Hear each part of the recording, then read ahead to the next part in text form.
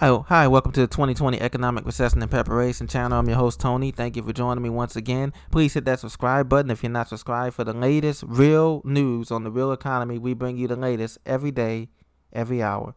Today, I want to talk about some good news for us. I know I'm doom and gloom, but today I want to talk about where the jobs possibly are, according to SurveyMonkey, and the Bureau of Labor Statistics in this depressionary economy that we're going to. And this is looking at the August job 1 month report. And we all know that regardless if you live in a high cost of living city like Washington, D.C., LA, Chicago, New York, Boston, Miami, Houston, etc., or if you live in a rural area or a suburban area, life in America is expensive in this first world country, and it's only getting higher. And it's expensive to live. And we all have bills. And so since we all have bills, regardless of our status in life, these are some of the areas where jobs are at, where could be found at.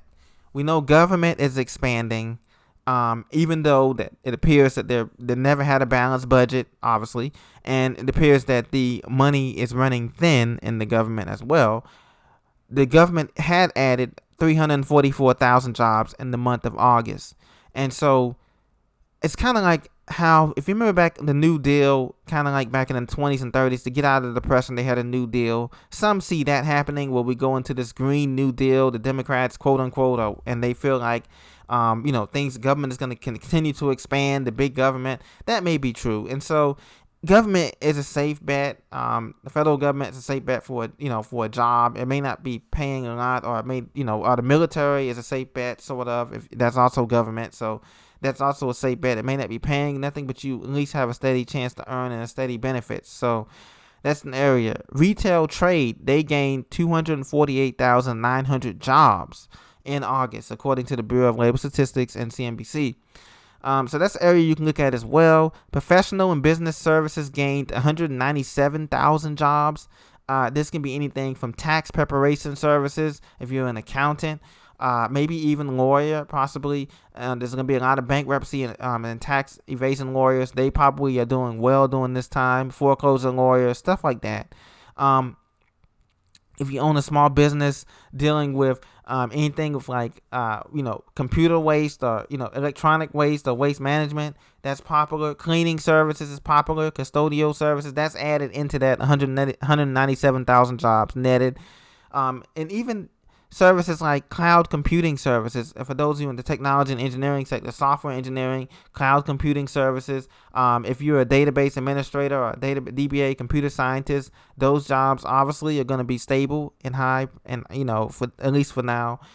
Leisure and hospitality surprisingly gained 174,000 jobs, and mostly this is more like things like tour guide, operator, or cleaning services, custodial services. And it's not in cruise ships, because cruise ships have been cruising since the shutdown. And it's definitely not in hotels. Hotels have been suffering. As a matter of fact, Marriott just filed for bankruptcy this week as of September 9th, 2020. Marriott has filed for bankruptcy. So that's definitely not in that area. Healthcare, they added 90,100 jobs. So obviously healthcare is going to be huge no matter what. Even if you get paid less in healthcare, let's say they go through a socialistic change in healthcare where they say universal healthcare, whoever gets in presidency, and the pay goes down. Well, it may go down, but at least you'll still have a job as a nurse, of course, or as a doctor, or a PA, or NP, or occupational therapist, or even if you're an administrator, you'll be doing pretty good there. Transportation and warehousing, it goes down. There's only 78,100 jobs added in the month of August in transportation and warehousing, for obvious reason. Have you seen that many? There hasn't been that many trucks on these interstates, shipping and freight trucks, and there definitely hadn't been that much rail going on, as far as in the rail. But the warehousing, you can definitely see, because Amazon is looking to hire about 20,000 additional workers for their warehouses. If you're willing to work and physically and do physical work for 20, 12, 16 hours a day, you can look into that.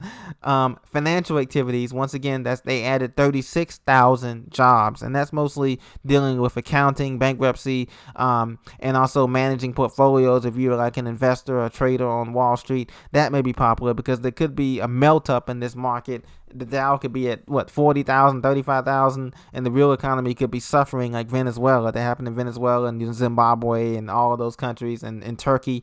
So just to name a few. So they may need some people out there, but it's a short-lived job, because if you're not making any money trader or making your clients any money, you can be cut just like that. There's no job security. Manufacturing added 29,000 jobs. You notice the numbers are going down. Manufacturing, some of these short-term people at manufacturing, it's become popular, in these short-term, like, have you heard of tiny houses? A lot of the survivability and sustainability people on YouTube are promoting these tiny houses, and a lot of companies are getting into it. So they're manufacturing a lot of those houses, and of course, they're building condos and apartments like crazy in most of these small to midtown cities. So that's where the manufacturing and construction comes in. Construction is down, but they added 16,000 jobs in the month of August. So there may be some jobs there, building tiny homes and little container homes and stuff like that, and rehabbing some of the older properties in New York, and when the housing market crashes, for people who want to get a cheaper deal on that, supposedly. Information, 15,000 jobs added. Once again, if you're a database administrator, or you're somebody who can program information into robots or automation into computers, you'll definitely be in demand somewhat. Like I said, this is tepid numbers, but at least they're adding some jobs. Wholesale trade added 13,500 jobs. If you know how to be a trade liaison, maybe you can work with Alibaba in China, and they'll be able to pay you a nice salary there, as well as wholesale trade over here. If you're into drop shipping with somebody else, of course, you know how to outsource stuff to get over here and sell it for cheap, then you'll be in demand. Utilities only added 600 jobs in August. That's, of course, if you're a linesman or a plumber or a electrician, they added 600 jobs. That's still a safe bet, because even in the Depression, people still need to have plumbing and electric work done, even on a freelance basis. So that's a good thing if you like working with your hands, or if you like getting dirty and doing things, plumbing and doing carpentry, different things like that. Mining and logging, they lost 2,000 jobs. There's no surprise there. Most people are not going to be looking at cutting down trees and doing that kind of work and physical work, going in gold mines and all, coal mines and all that in this day and age. So that's pretty much why they lost 2,000 jobs in August. So this is all the report according to the Bureau of Labor Statistics. There is hope, and if you're not working from home by now, that's also a benefit, that you can have more time to work from home and get more money on the internet. The internet is still free for everybody right now.